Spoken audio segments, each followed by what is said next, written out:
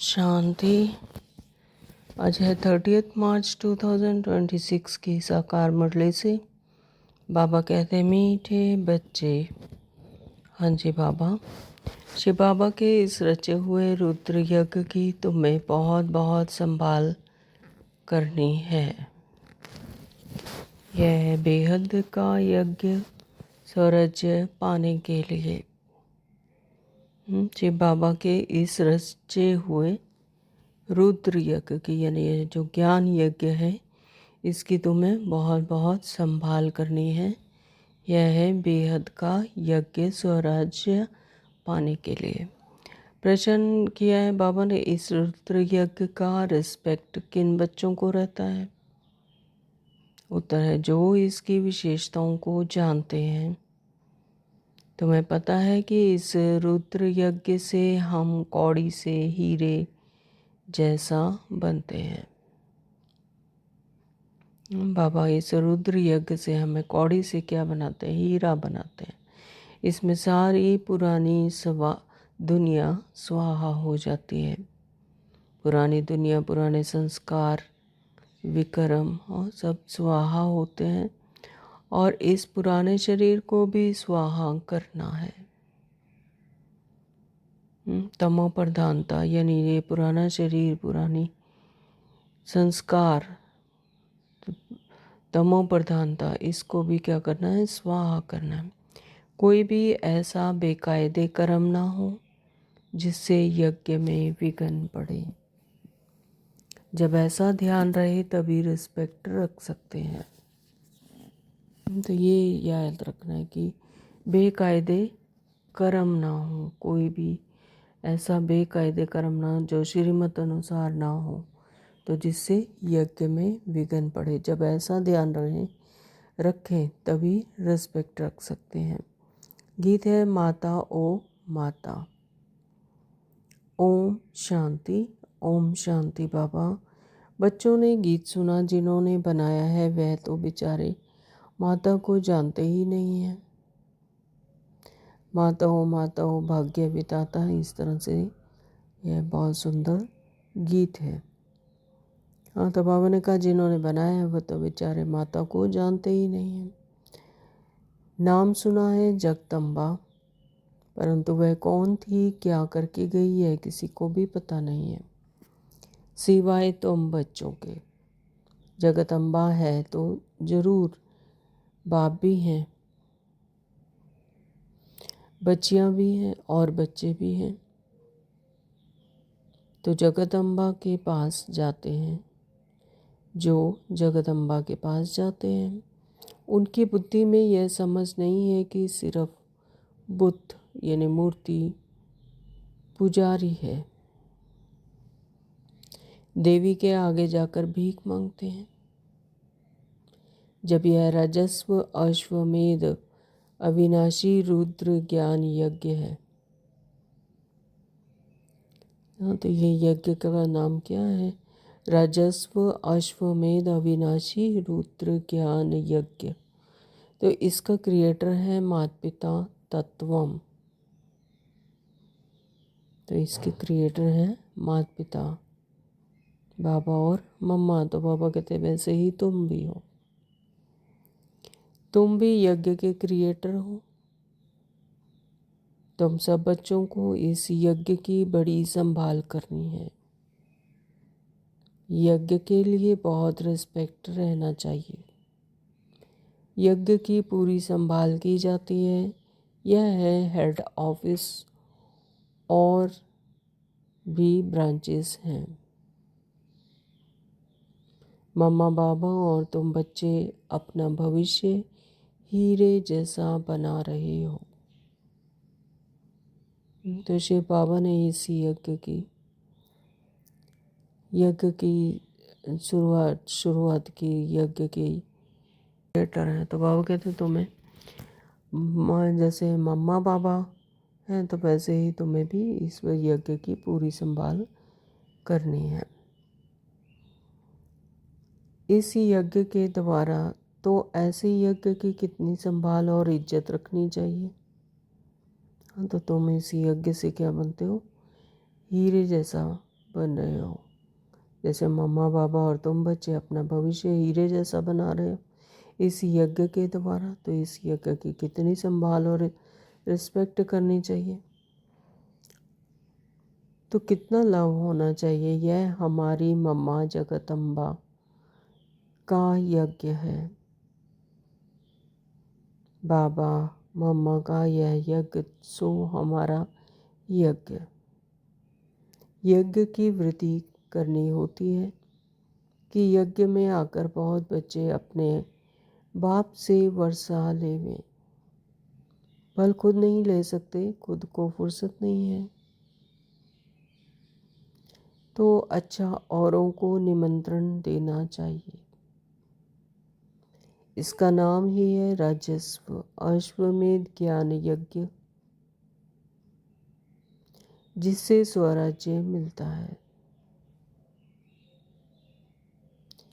इस यज्ञ में पुराने शरीर को भी स्वाहा करना होता है। पुराने शरीर को भी स्वाहा करना यानी इस देह और देहभान की दुनिया, देहभान के संस्कारों को भी भूलना होता है, स्वाहा करना होता है। पुराने शरीर को स्वाहा करना होता है। पुराने शरीर जो विकर्मों से बना हुआ है, विकर्मों से मिला हुआ है, इसको भी स्वाहा करना होता है। पुराने संकल्प, पुराने विकार, पुराने व्यवहार तो बाप का बन जाना है। यज्ञ कोई मकान नहीं है, यह है बेहद की बात। जिस यज्ञ में सारी विश्व स्वाहा होनी है। आगे चल तुम्हें देखना इस यज्ञ का कितना रिकॉर्ड रखते हैं। यहाँ बहुतों का रिकॉर्ड नहीं है। इतने सब यज्ञ के बच्चे हैं, बच्चे पैदा होते रहते हैं, तो इस यज्ञ की कितनी इज्जत रखनी चाहिए। परंतु बहुत हैं जिनको कदर ही नहीं है। यह इतना बड़ा यज्ञ है जिससे मनुष्य कौड़ी से हीरे जैसा, भ्रष्टाचारी से श्रेष्ठाचारी बनते हैं। इसलिए बाबा कहते हैं भले यज्ञ रचते रहो, एक भी श्रेष्ठाचारी बना तो अहो सौभाग्य। इतने लाखों मंदिर आदि हैं, वहाँ कोई श्रेष्ठाचारी नहीं बनते हैं ना। तो जो मंदिरों में जाते हैं, भक्ति करते हैं, तो वहाँ पर कोई श्रेष्ठाचारी नहीं बनते। लेकिन बाबा कहते हैं यह यज्ञ है, यहाँ यज्ञ रचते हैं तो यहाँ पर श्रेष्ठाचारी बनते हैं। अगर एक भी श्रेष्ठाचारी बना तो अहो सौभाग्य।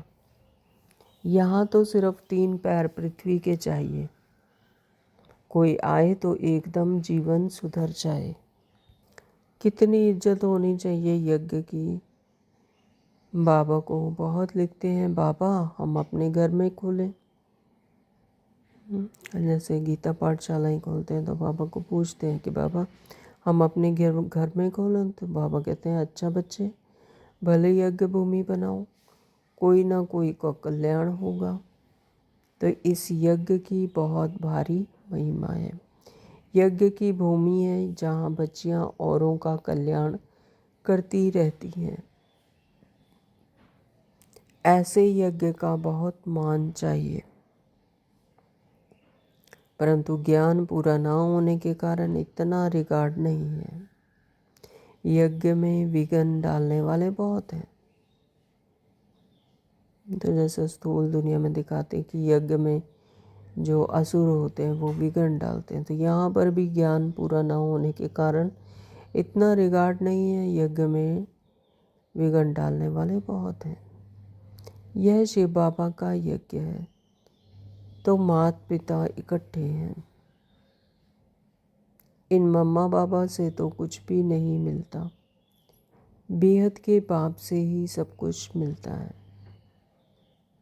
वह एक है, मम्मा बाबा कहा जाता है शरीरधारी को। निराकार को तो शरीर है नहीं, तो बाप कहते हैं कि साकार का भी मुरीद मत बनो। है ना। तो परमात्मा पिता शिव बाबा का तो कोई शरीर नहीं है। तो बाबा कहते हैं कि साकार का भी कोई मुरीद मत बनो, यानी ब्रह्मा बाबा को भी नहीं याद करना है, उनके द्वारा जो ज्ञान है उसको धारण करना है, और परमात्मा को, परम पिता परमात्मा जो कि निराकार है, बिंदु स्वरूप है, उसको याद करना है। माँ में कम याद करो, बाबा कहते हैं मुझे याद करो। तो यह बाबा भी मुझे याद करते हैं। कौन? शिव ब्रह्मा बाबा। हाँ, तो ब्रह्मा बाबा ने भी शिव बाबा को याद करके ही प्रारब्ध बनाई, है ना। तो बाबा कहते हैं कि मुझे याद करो। यह बाबा भी मुझे याद करते हैं। चित्रों में दिखाते हैं कि राम कृष्ण ब्रह्मा आदि सब उनको याद करते हैं। ऐसे है नहीं, वहाँ तो कोई याद करते ही नहीं है ना। तो आत्मा जो अपनी संपूर्ण संपन्न अवस्था में है, हाईएस्ट कॉन्शियसनेस में है, तो वहाँ पर याद करने की ज़रूरत ही नहीं, आत्मिक स्मृति में ही रहती है। सागर से बूंद अलग ही नहीं होती, तो याद करने की कोई दरकार नहीं। कहाँ? सतयुग और त्रेता में। तो बाबा कहते हैं कि चित्रों में दिखाते हैं कि राम कृष्ण ब्रह्मा आदि सब उनको याद करते हैं, लेकिन ऐसे है नहीं। वहाँ तो कोई याद करते नहीं है, उनको प्रारब्ध मिल गई, उनको याद करने की क्या दरकार। तो वो तो अपने श्रेष्ठतम उच्चतम अवस्था में होते हैं। आत्मा अपने हाईएस्ट कॉन्शियसनेस में होती है, अपनी संपूर्ण संपन्न अवस्था में होती है, तो उसको याद करने की क्या दरकार है। हम पतित बने हैं, हमको ही पावन बनने के लिए याद करना है। महिमा एक की ही है, उनके सदके इनका मान है। तुमको कोई भी देहधारी को याद नहीं करना है, देहधारी से उनका परिचय मिलता है। हाँ, देहधारी यानी ब्रह्मा बाबा से उनका परिचय मिलता है, ज्ञान मिलता है, जो उनके शरीर को में अवतरित होकर शिव बाबा देते हैं। लेकिन बाबा कहते हैं देहधारी को याद नहीं करना है, लेकिन याद तो उनको करना है परमात्मा शिव को। बाबा भी देहधारी है, यानी ब्रह्मा बाबा भी देहधारी है, उनको याद नहीं करना। सब परिचय देते हैं, परंतु बहुत ऐसे भी हैं बेसमझ बच्चे हैं जो कहते हैं हम तो डायरेक्ट शिव बाबा की प्रेरणा से ज्ञान ले सकते हैं। तो वो ऐसे कहते हैं कि प्रेरणा मिलती है हमें, तब तो हम ज्ञान धारण करते हैं, लेकिन ऐसा नहीं है। बाबा कहते हैं डायरेक्ट शिव बाबा की प्रेरणा से ज्ञान नहीं ले सकते हैं। अगर ऐसा होता तो फिर इस रथ में उनको आने की क्या दरकार पड़ी है। तो शिव बाबा जो कि निराकार है, बिंदु स्वरूप है, उन्हें इन ऑर्गन्स की ज़रूरत थी, क्योंकि देह भान में तो आत्मा इन्हीं ऑर्गन्स के द्वारा, कानों द्वारा सुनती है, मुख द्वारा बोलती है, आँखों द्वारा देखती है और बुद्धि द्वारा धारण करती है। हाँ, तो इसलिए उन्होंने रथ धारण किया ब्रह्मा बाबा का, ब्रह्मा बाबा के शरीर का में अवतरित होकर, है ना। तो हम आत्माओं को परिचय दिया अपना। तो इस रथ में फिर बाबा कहते हैं उनको क्या दरकार पड़ी है, आने की क्या दरकार पड़ी। ऐसे भी हैं जो समझते हैं इस साकार में से हमारा क्या काम। हाँ, तो ऐसे भी हैं जो कहते हैं कि ब्रह्मा बाबा से हमारा क्या काम, हम तो शिव बाबा से डायरेक्ट ही ज्ञान लेते हैं। तो बाप कहते हैं मन मना भव। हाँ, तो जो ये स्थूल दुनिया का जो मन है, जो इसे मुझे सौंप दो, उनको याद करो, परंतु थ्रू तो इनके कहते हैं ना। तो ब्रह्मा बाबा की भी महिमा है, इनके थ्रू हमें ज्ञान देते हैं। तो फिर नंबरवार रिकॉर्ड रखना होता है। रिकॉर्ड वही रखेंगे जो नंबरवार गद्दी पर बैठने वाले होंगे। मम्मा बाबा पहले बैठेंगे राजगद्दी पर, फिर उनको फॉलो करना है, परंतु प्रजा बनानी पड़े। पद भी बहुत ऊंचे हैं, डरने की कोई बात नहीं। एरोप्लेन में कोई नए चढ़ते हैं तो जैसे कि वे डरते हैं। कोई तो देखो चंद्रमा के ऊपर भी जाते रहते हैं। तो प्रैक्टिस की बात है ना। तो बाबा कहते हैं कि कोई ऐसे हैं जिन्होंने एरोप्लेन में ही पहली बार जैसे चढ़ते हैं तो डरते हैं, लेकिन कोई ऐसे भी हैं जो चंद्रमा पर भ्रमण करके आते हैं। तो ये सब प्रैक्टिस की बात है, परंतु उनसे फ़ायदा कुछ भी नहीं होना है, यह तुम जानते हो। वह समझते हैं मून के ऊपर भी राजधानी बनाएंगे, परंतु यह कुछ भी होना नहीं है। डाउनफॉल है ना। डाउनफॉल और राइज को भी बच्चे समझते हैं। चित्र भी है, यह लक्ष्मी नारायण राज्य करते थे। आज तो देखो भारत कितना गरीब है, यह तो रियल बात है। इन्होंने तो खुद ही लिखा है, तो यहाँ सीढ़ी में दिखाना चाहिए। वहाँ हीरो के महल चमकते हैं, कहाँ स्वर्ग में सतयुग में। यहाँ फिर कौड़ियाँ दिखानी चाहिए। आगे कौड़ियाँ चलती थी, गुरुद्वारों में कौड़ियाँ रखते थे। अब तो कोई पैसा भी नहीं रखते होंगे। सीढ़ी तो बहुत अच्छी है, इसमें बहुत कुछ लिख सकते हो। हाँ, तो मम्मा पापा के साथ बच्चों का भी चित्र हो, और ऊपर में आत्माओं का झाड़ भी।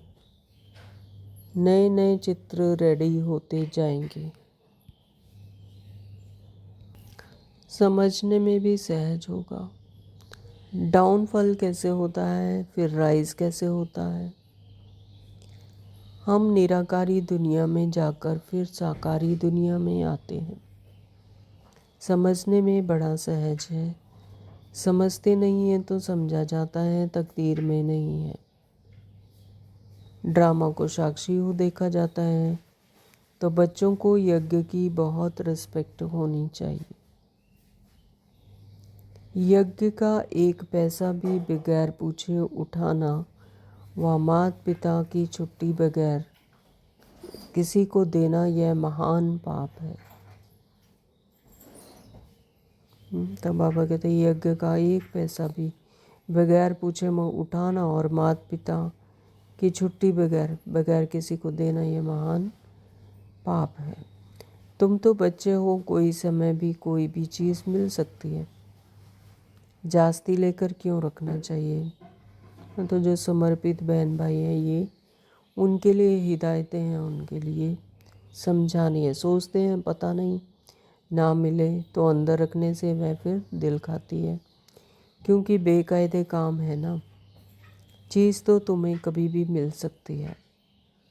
बाप ने कहा है अंत काल अचानक, कोई भी मर तो सकते हैं। तो अंत समय जो पाप किए होंगे वह कीचड़ पट्टी सब सामने आएगी। हाँ, तो लास्ट में ऐसे साक्षात्कार होगा कि तुमने ये कर्म किए हैं, तब इसके तुम्हें ये पाप किए हैं तो इसकी सज़ा ये मिलती है, इसका पद ये मिलता है। इस तरह से तुमने अपना पद भ्रष्ट किया है ना। तो भविष्य में क्या पद को पाएंगे, तो वह सब सामने दिखाते हैं। इसलिए बाबा हमेशा समझाते हैं अंदर में कोई दुविधा नहीं रहनी चाहिए।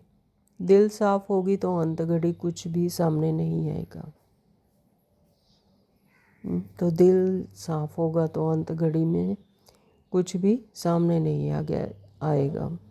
यज्ञ से तो सब कुछ मिलता रहता है। ढेर बच्चे हैं जिनके पास पैसे ढेर हैं, उनको कहते हैं, बाबा कहते हैं यज्ञ से तो सब कुछ मिलता रहता है। ढेर बच्चे हैं जिनके पास ढेर पैसे हैं, उनको कहते हैं जब दरकार होगी तब मंगा लेंगे। कहते हैं बाबा कभी भी ज़रूरत हो तो हम बैठे हैं। तो बाबा के ऐसे ऐसे बच्चे हैं जो कहते हैं कि बाबा जब ज़रूरत होगी तो हम बैठे हैं। भल पवित्र नहीं रहते, खान पान की परहेज़ नहीं रखते, परंतु यह प्रण करते हैं कि बाबा हमारे पास बहुत पैसे पड़े हैं, ऐसे ही गुम हो जाएंगे, बीच में कोई खा जाएगा, इसलिए जब चाहिए मंगा लेना। तो बाबा कहते हैं हम भी क्या करेंगे, मकान बनाना होता है तो आपे ही आ जाता है। तो ढेर बच्चे बैठे हैं अपने घर में, तो ऐसे बच्चे भी ऊंच पद पा लेते हैं। प्रजा में भी कोई कम पद नहीं है। राजाओं में भी कई साहूकार बहुत धनवान होते हैं, इसलिए अंदर कोई ऐसा ख्याल नहीं करना चाहिए। तुम्हारा अंजाम है बाबा, आप जो खिलाएंगे फिर भी उस पर नहीं चलते हैं तो दुर्गति हो जाती है। बाबा आए हैं सद्गति देने। अगर ऊंच पद पर नहीं पाएंगे तो दुर्गति कहेंगे ना। तो वहाँ भी बहुत साहूकार, कोई कम पद कोई ऊंच पद वाले तो है ना। तो बच्चों को श्रीमत पर पुरुषार्थ करना है। अपनी मत पर चलने से अपने को धोखा देते हैं। तुम्हारा अंजाम है बाबा, आप जो खिलाएंगे तो वही खाएंगे, फिर भी उस पर नहीं चलते हैं तो दुर्गति हो जाती है। बाप आए हैं सद्गति देने। अगर ऊंच पद नहीं पाएंगे तो दुर्गति कहेंगे ना। तो वहाँ भी बहुत साहूकार, कोई कम पद कोई ऊंच पद पाने वाले हैं ना। तो बच्चों को श्रीमत पर पुरुषार्थ करना है। तो जैसे जैसे बाबा इस संगम युग पर हमें श्रीमत देते हैं, सत्य ज्ञान देते हैं, तो उस पर चलकर पुरुषार्थ कर कर ऊंच पद पाना है। अपनी मत पर चलने से अपने को धोखा देते हैं।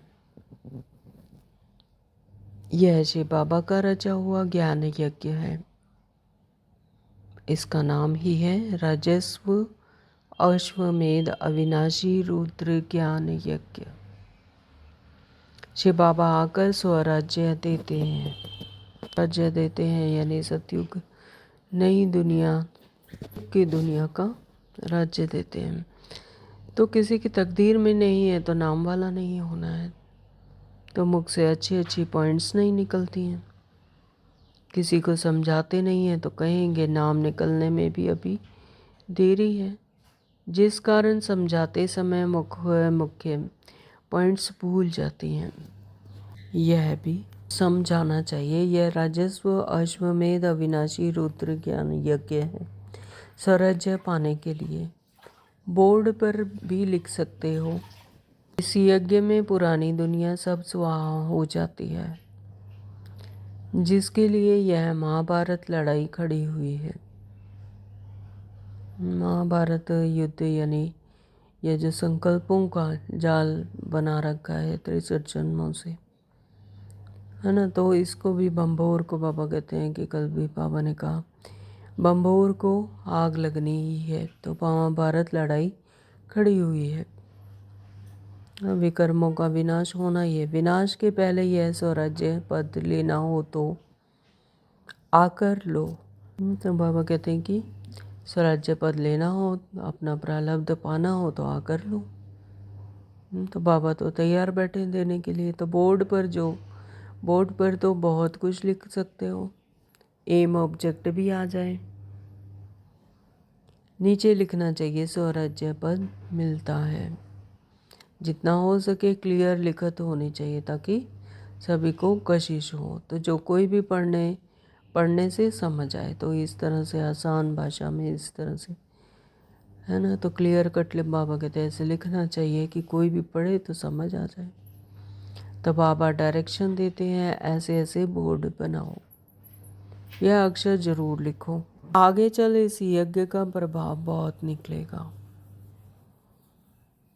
तूफान तो बहुत आएंगे। कहते हैं सच की नाव हिले डुले लेकिन डूबे नहीं, है ना। तो क्योंकि यहाँ पर हर तरफ तमो प्रधानता है। प्रकृति भी तमो प्रधान है, आत्माएं भी तमो प्रधान, वायुमंडल ही तमो प्रधान है। तो बाबा कहते हैं कि तूफान तो बहुत आएंगे। कहते हैं सच की नाव हिलेगी डुलेगी लेकिन डूबे नहीं। क्षीर सागर तरफ जाना है तो विषय सागर तरफ दिल नहीं रहनी चाहिए। तो क्षीर सागर तरफ जाना है तो विषय सागर, विषय विकारों की तरफ फिर दिल नहीं रहनी चाहिए।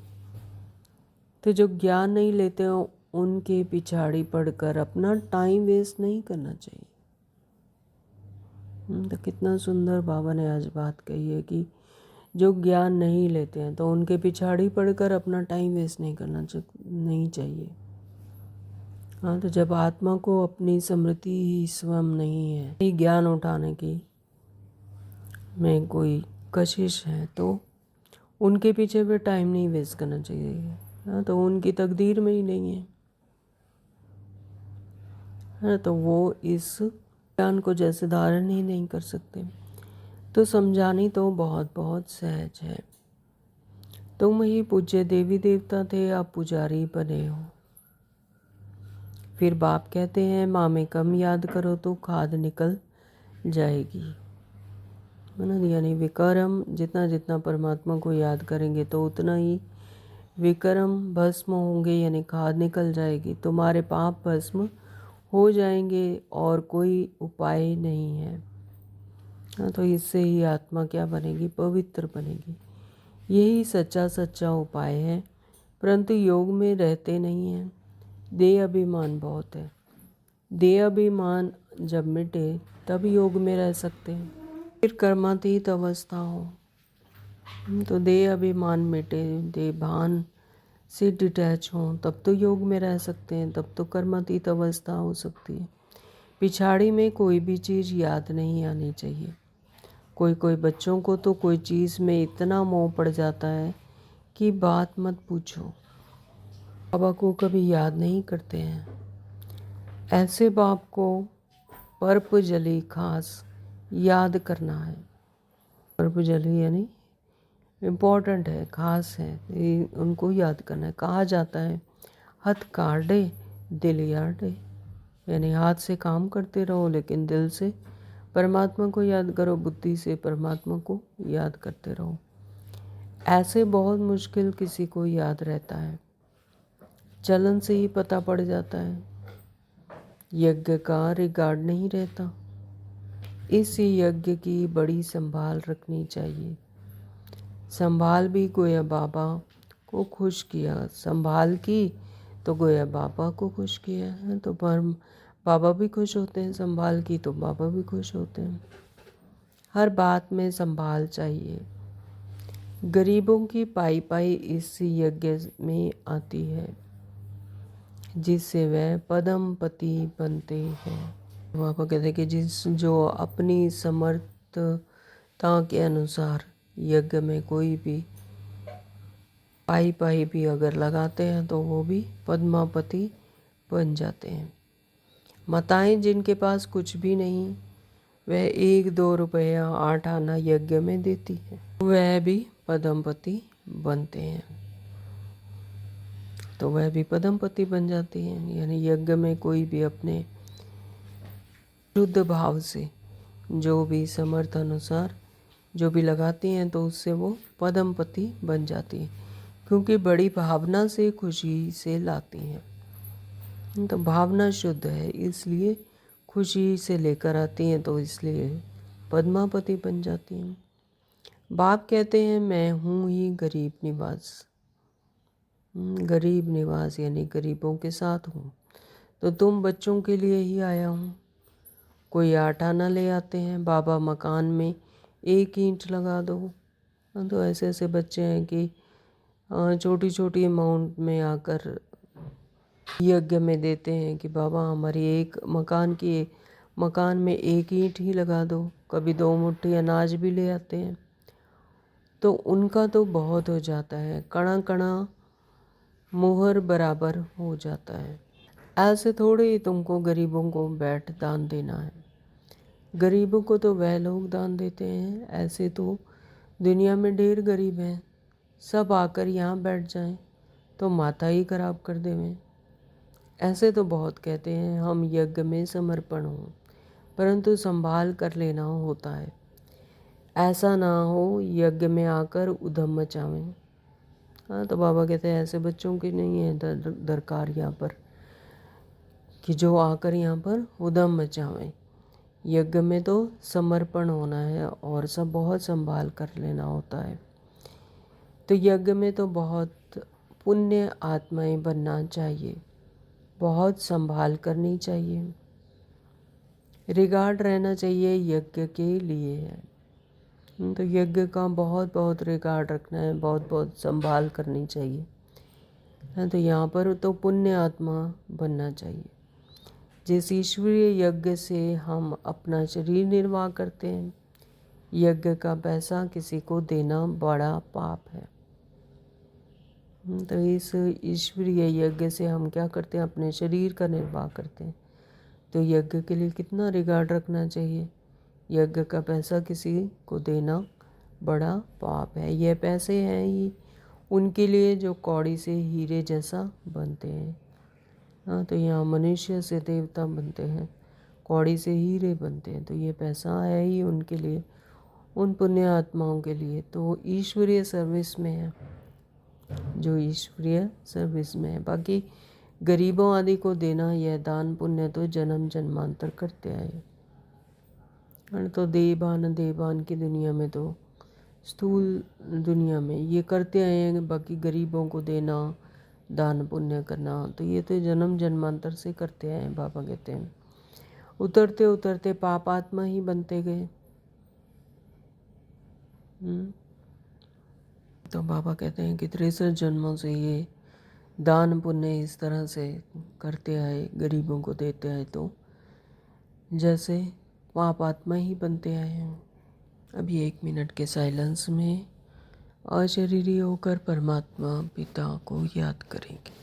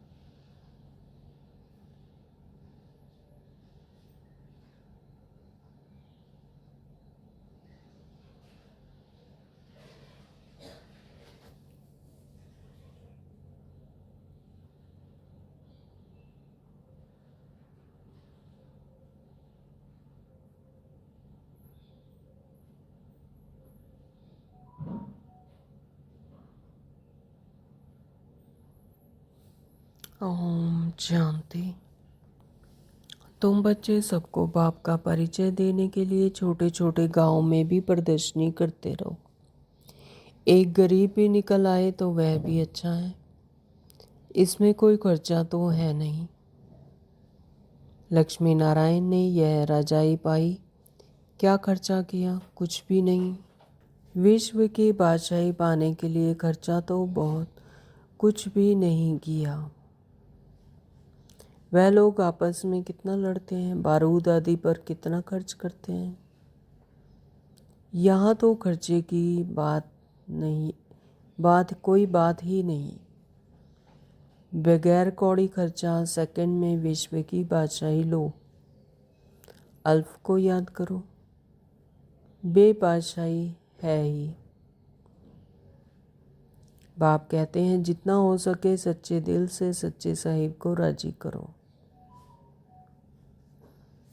तो जितना सच्चा दिल होगा, दिल एकदम साफ होगा, तो परमात्मा को भी याद कर सकेंगे। तो बाबा कहते हैं कि जितना हो सके सच्चे दिल से सच्चे साहिब को राजी करो। सच्चे दिल पर साहिब राजी, तो सचखंड के मालिक बनेंगे। झूठ यहाँ नहीं चलेगी। हाँ, यहाँ पर झूठ नहीं चलता है। ये याद करना है, ऐसे नहीं कि हम तो बच्चे हैं ही। हाँ, तो कई बच्चे ऐसे समझ लेते हैं हम तो बच्चे ही हैं, लेकिन नहीं, याद करेंगे। जितना जितना याद करेंगे उतना उतना समीप आएंगे परमात्मा के। हाँ, उतना पवित्र बनेंगे, तो उतना कशिश और बढ़ेगी। तो ऐसे नहीं कि हम तो बच्चे हैं ही। याद करने में बड़ी मेहनत है। तो माया इसी में बार बार भुला देती याद को, है ना। तो हम ही अपने देह भान से डिटैच नहीं होते हैं, फिर माया को दोष देते हैं। तो इसी में मेहनत है। कोई विक्रम किया तो बड़े घोटाले में आ जाएंगे, बुद्धि ठहरेगी नहीं। बाबा तो अनुभवी है ना, तो बाबा बताते रहते हैं, कई बच्चे अपने को मियाँ मिट्ठू समझते हैं, परंतु बाबा कहते हैं बहुत मेहनत है, माया बहुत विघ्न डालती है। तो माया से बचना, माया बहुत विघ्न डालती है। कई बच्चे अपने आप को मियाँ मिट्टू समझते हैं, हम तो हैं ही बाबा के बच्चे, हम तो बाबा के सिखलदे बच्चे हैं।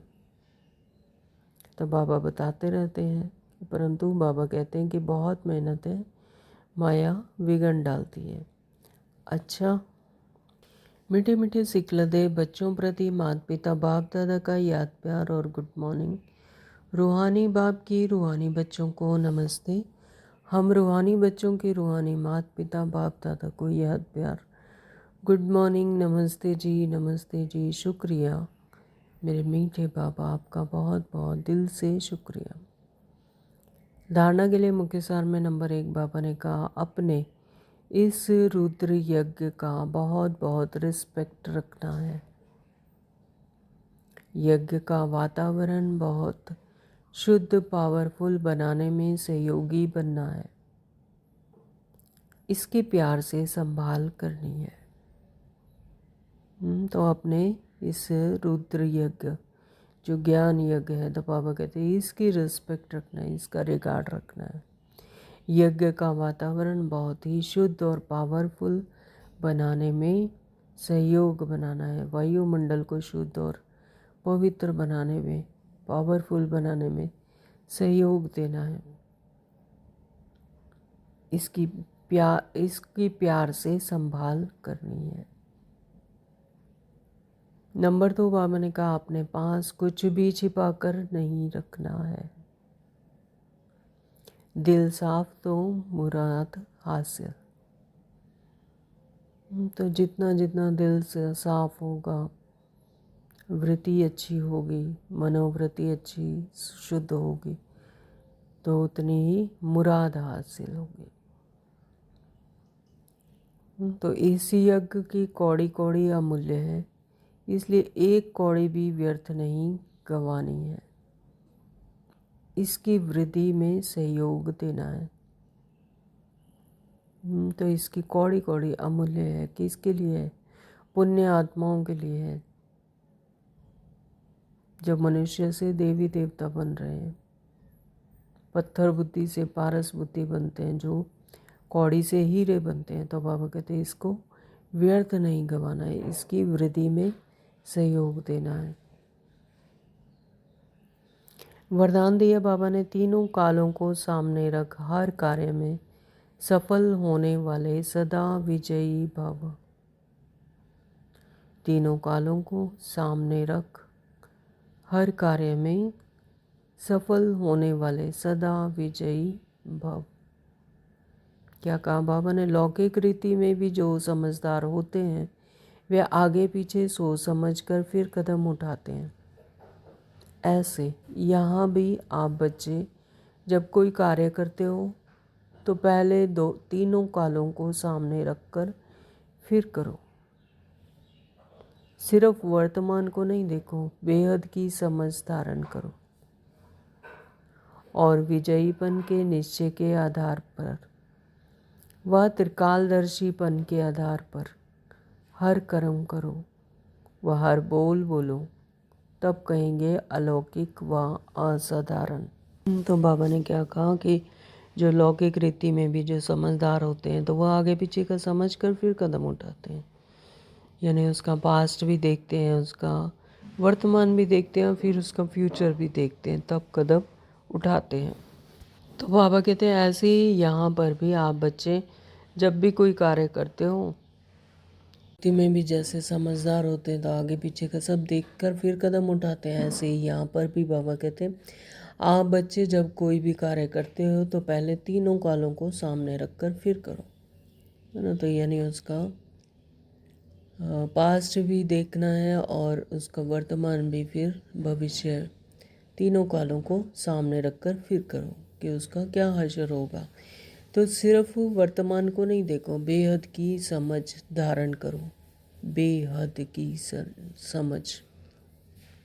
तो यहाँ स्थूल दुनिया में तो हम फिर भी हद की समझ रखते हैं, लेकिन यहाँ पर बेहद की समझ धारण करो और विजयीपन के निश्चय के आधार पर वह त्रिकालदर्शी पन के आधार पर हर कर्म करो। हम कौन हैं? हाँ, परमात्मा ने हमें तीनों काल की समझ दी है, त्रिकालदर्शी बनाया है, तो त्रिकालदर्शी पन के आधार पर ही हर कर्म करो। वहाँ हर बोल बोलो, तब कहेंगे अलौकिक व असाधारण। तो बाबा के बच्चे क्या हैं? साधारण नहीं है, असाधारण है, अलौकिक है। तो उसी तरह से फिर कर्म करो, उसी तरह से हर बोल बोलो, बेहद की समझ धारण करो। स्लोगन दिया बाबा ने, हद के किनारों को छोड़ एक बाप को सहारा बना लो तो पार हो जाएंगे। किसको सहारा बनाना है? बाप को, जो अविनाशी है। हद के किनारों को छोड़ एक बाप को सहारा बना लो, तो सब पार हो जाएंगे। ओम शांति। आज के ये अव्यक्त इशारे हैं। निश्चय के फाउंडेशन को मजबूत कर सदा निर्भय और निश्चिंत रहो। कई बच्चे समझते हैं मैं स्वयं को जानता हूँ कि मैं ठीक हूँ, दूसरे को नहीं जानते, वह दूसरे को नहीं पहचानते। आखिर पहचान भी लेंगे वह आगे चलकर देखना क्या होता है। तो यह भी ज्ञान स्वरूप याद स्वरूप आत्मा के लिए स्वयं को धोखा देने वाली अलबेलेपन की मीठी निद्रा है। जिन बच्चों के निश्चय का फाउंडेशन मजबूत है वे कभी छिप नहीं सकते, वे सदा निर्भय और निश्चिंत रहते हैं। यानी उन्हें स्वयं पर भी पूरा निश्चय, दूसरों पर भी निश्चय होता। कई बच्चे समझते हैं कि वह स्वयं को तो जानते हैं लेकिन दूसरे को नहीं जानते, ना पहचानते हैं। तो आखिर पहचान ही लेंगे, ऐसे समझते हैं कि पहचान लेंगे, आगे चलकर देख लेंगे कि क्या होता है ना। तो बाबा कहते हैं कि जो ज्ञान स्वरूप याद स्वरूप आत्मा के लिए यह स्वयं को धोखा देने वाली अलबेलेपन की मीठी निद्रा है कि आगे चलकर देख लेंगे। तो जिन बच्चों के निश्चय का फाउंडेशन मजबूत है, जिनका निश्चय का फाउंडेशन जिनका निश्चय मजबूत है, तो वो फिर कभी छिप नहीं सकते, वे सदा निर्भय और निश्चिंत रहते हैं। तो आज सारा दिन हमें अपने आप की चेकिंग करने हैं कि हम कितने निर्भय और कितने निश्चिंत हैं। तो वो कब होगा? जब हम ज्ञान स्वरूप और याद स्वरूप होंगे, है ना। तो फिर कोई धोखा नहीं दे सकते, अपने आप को धोखा नहीं दे सकते। क्यों? क्योंकि निश्चय मजबूत है। तो बाबा कहते हैं अलबेलेपन की मीठी निद्रा से बचना है, निश्चय को फाउंडेशन को मजबूत करना है और अपने निर्भय और निश्चिंतता पर पूरा अटेंशन देना है। तो जितना जितना आत्मिक स्मृति में रहकर अपना निश्चय का फाउंडेशन मजबूत होगा, उतने ही निर्भय और निश्चिंत रहेंगे। ओम शांति। थैंक यू बाबा। लगन में मैं कौड़ी से हीरा सा बन गया, शिव बाबा तेरे मीठे प्यार में मेरा जीवन ही पावन सा यज्ञ।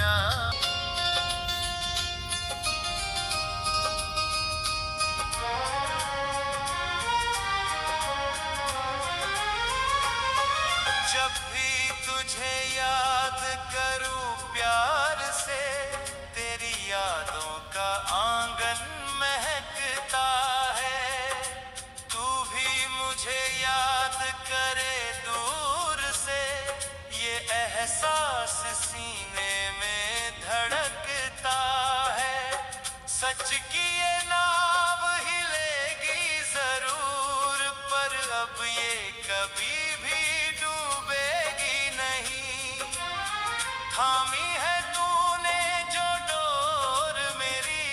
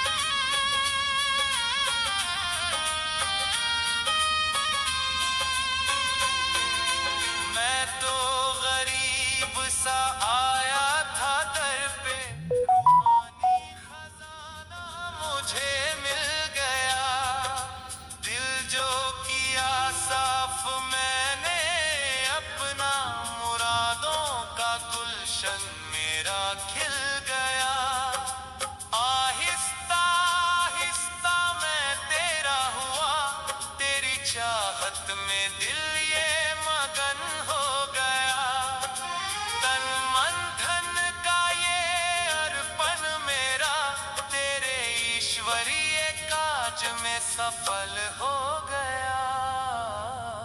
तेरी यादों की पावन लगन में मैं कौड़ी से हीरा सा बन गया। शिव बाबा तेरे मीठे प्यार में मेरा जीवन ही पावन सा यज्ञ बन गया।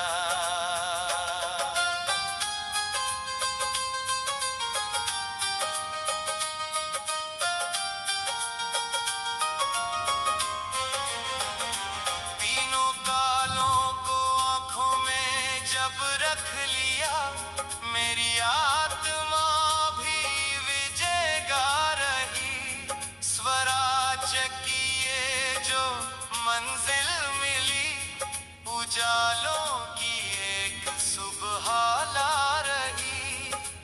हद के किनारों को पीछे छोड़ मुझे बेहद की राहों में नूर मिल गया। अंधेरों मुझे सच्चा सा मेरा हुजूर मिल गया। तेरी यादों की पावन लगन में मैं कौड़ी से हीरा सा बन गया।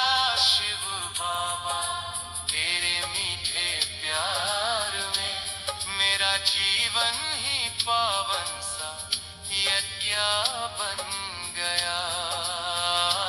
मेरा जीवन ही पावन सा यज्ञ बन गया। पावन सा यज्ञ